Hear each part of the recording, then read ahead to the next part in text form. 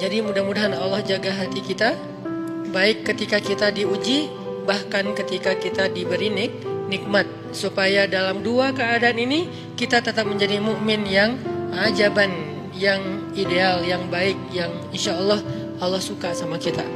Kalau diuji sabara fakana khairallah, kalau diberi nikmat syakara fakana khairallah.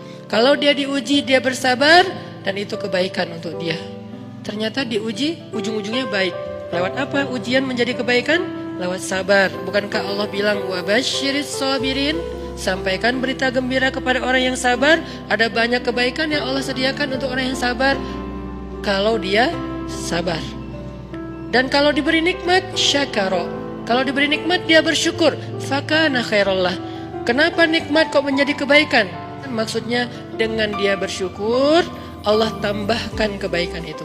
La in syakartum la azidannakum. Jadi orang beriman itu kayaknya hidupnya tuh harusnya sih nggak ada bete-nya. Hidupnya tuh nggak ada istilah, aduh hari ini gue kayak rugi banget nih. Nggak ada orang yang beriman rugi. Kan hidup kita tuh di antara dua itu kan. Cuman varian ujian itu aja macam-macam. Varian ujian itu misalnya kalau di surat Al-Baqarah Allah menyebutkan 3 varian ujian kan. Ba'sa, dharra, zulzilu. Ujian fisik, ujian harta. Harta ini termasuk karir, kerjaan, usaha, bisnis. Dan ujian zulzilu, ujian perasaan, termasuk diputusin, atau orang yang dekat sama kita jadian sama yang lain, atau mungkin di unfollow oleh ya gitu deh. Saya kalau udah ngebahas bab ini agak gimana gitu.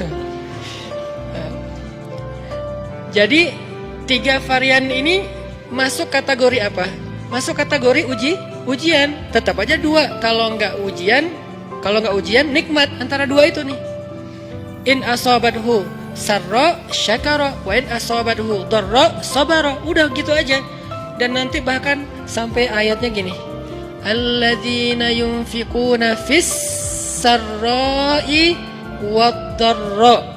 Orang yang tetap beramal soleh lewat hartanya dalam keadaan dia berkelebihan atau dalam keadaan dia kekurangan. Itu mukmin, keren banget gitu. Dia tuh nggak pernah kehilangan kesempatan berbuat baik. Baik beramal soleh ketika dia dalam keadaan dikasih nikmat, maupun beramal soleh ketika dia dikasih ujian, tetap aja beramal soleh. Contoh yang ayat tadi, yunfikuna fis sarra, berinfak dalam keadaan sarra, dalam keadaan bahagia, senang, lagi dapat untung gitu kan. Ataupun yunfikuna fit dharra, tetap berinfak walaupun dia dalam keadaan dharra, dalam keadaan susah, dalam keadaan dor itu kan bahaya. Nih kalau saya infak nih bahaya nih buat saya nih. Kalau saya kasih nih kayak saya kayak nggak ada tabungan buat mahar nih. Kalau saya kasih ke dia, terus saya gimana? Gitu kan? Ini dor banget nih, bahaya banget nih. Tapi dia tetap berinfak. Siapa yang mencontohkan hal seperti itu? Selain pastinya Rasulullah, udah gak diragukan lagi. Yang jadi kayak simbol berinfak walaupun dia butuh.